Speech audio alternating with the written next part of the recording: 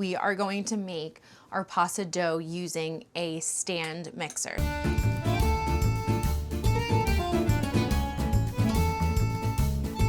So this is the KitchenAid. You can use any stand mixer for this as long as it's nice and sturdy. You cannot really use a hand mixer because you need that really sturdy base because that dough is so strong. Okay, so we are going to use the dough hook. This is for making dough, bread dough, pizza dough. So it can also be used to make pasta dough. So we are just going to add our dough hook. Okay, so now we are going to add our flour, our eggs, and our salt. So we are going to be making 2 servings, 1 cup of extra fine 00 flour. You can also use all purpose, it just won't be as light and silky. 2 whole large eggs, so each egg is 1 serving, so 1 serving, 1 egg, and half of a teaspoon of salt. So we are just gonna add each of these to our KitchenAid. So let's just add our flour. I'm going to just make a little well with this flour just so that my eggs can sit there nicely.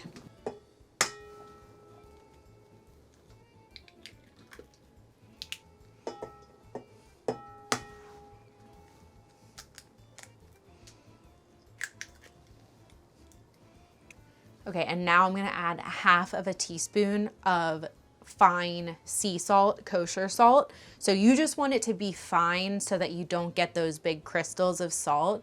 It will dissolve a lot faster if it's fine because you're adding it directly to your eggs. So that it's kind of just gonna mix into those eggs and dissolve.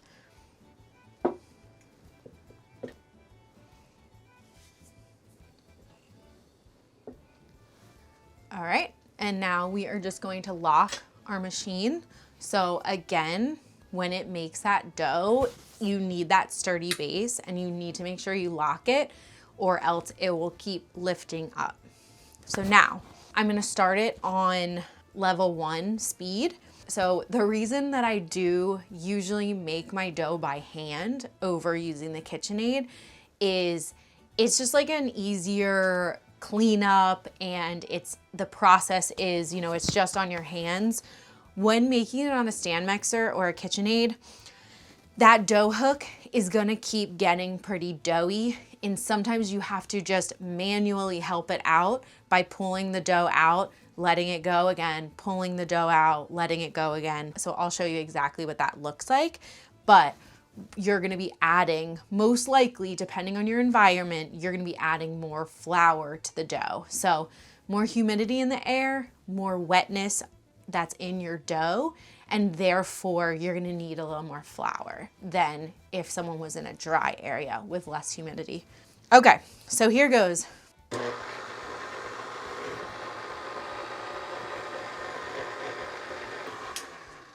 So I kind of let the dough hook mix my eggs first so that that salt can kind of get fully incorporated into your eggs. And then I'm gonna start helping it out by moving the flour that's on kind of the side of your bowl into the center so that it can start making that batter consistency and eventually start making that dough.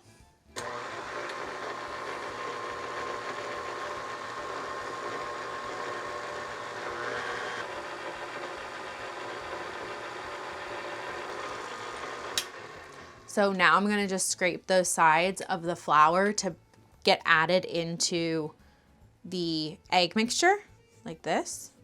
You can do that. You can shut your machine off to do that or be super careful and do it while the machine is running. Like this.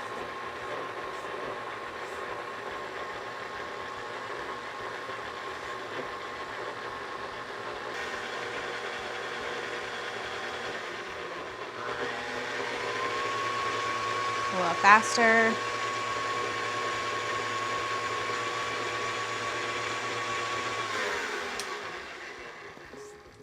So now at this point, that egg mixture is super thick, and I'm just going to help the rest of that flour get added into the center.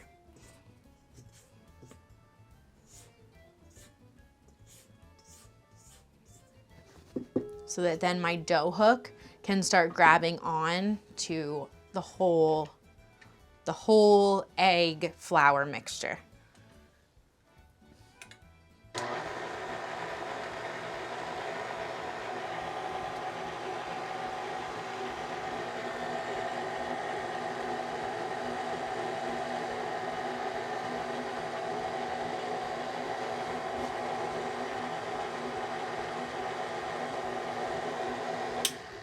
Okay, so now you can see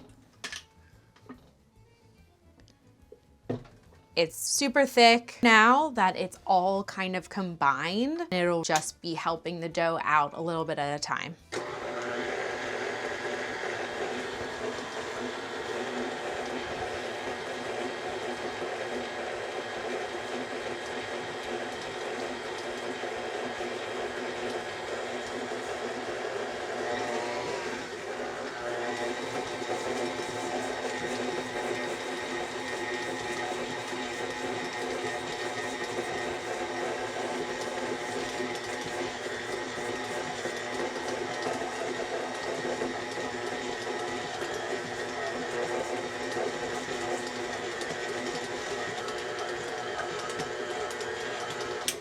Okay, so now I'm gonna just show you what it looks like. This is looking so good. So sometimes this doesn't happen and you really do have to help it out. Sometimes it will break into like 2 separate balls and you kind of just have to put them together and let it knead again. So just wanted to show you that. Looks beautiful. At this point though, like I'll show you, this is super sticky. So this dough absolutely needs more flour. So since I know it's very sticky, like there's no way that that's gonna make a solid dough ball that's not gonna stick to my hand. So I'm just gonna do a little flour, and you're just gonna do a little flour, a little at a time. That's probably like a tablespoon of flour added each time. And that's just because a little flour does go a long way. So you just wanna make sure you're not gonna dry your pasta dough out. If you did happen to dry it out and add too much flour, you can just add a little water. Again, a little at a time, because a little does go a long way. Or you can add olive oil. So my recipe doesn't have olive oil, but there's a lot of pasta recipes that do, and that just adds like a fat to your pasta dough. Okay, so I'm just kind of like helping it out and getting the whole thing to be covered in my flour.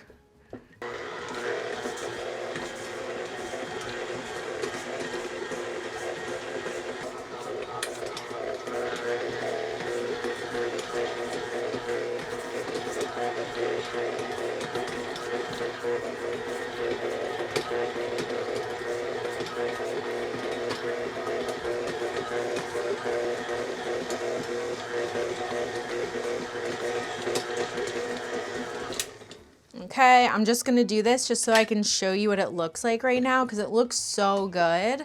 So it's just super soft and pliable, and it's like stretchy. From here, I absolutely could knead it into a dough ball, but we really just want that bounciness and that full stretch.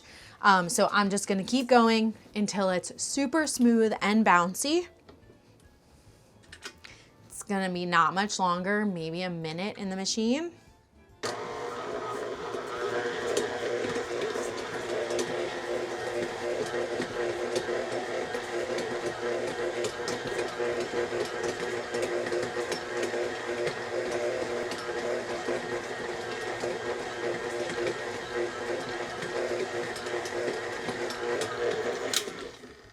Okay, all done. So now we are just going to finish rolling this into a dough ball. At this point, you can absolutely cover it. I'm just gonna show you how to smooth it out because it is super smooth. Although it looks bumpy, once we knead it into a dough ball, it's gonna be completely smooth. I can just tell by how it looks and feels. So this is how to roll your dough into a perfect dough ball. So kneading method, top over itself. With the heel of your palm, you're going to just push it through and you're gonna just keep rotating that. 90 degrees, push it through.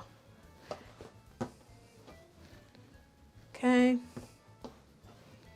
So you can see I did it 4 times and it is already so smooth, so soft. It bounces back. So I'm just gonna do that just a couple more times. And the rolling it into a dough ball method is that same kneading method, top over itself into the center, just smaller increments. So we're gonna do top over itself into the center, and you can do this quickly or slowly into the center. Okay, so then all of this is kind of into the center. And then on the other side, you're gonna just help it out with your hands into a perfect dough ball. So you can see, bounces back. Our dough is nice and bouncy, it's nice and smooth, it's stretchy. So we are going to now rest this covered at room temperature for at least 30 minutes. And this is so that we can now let that gluten that has been activated rest. It'll be much easier to roll it out, especially by hand.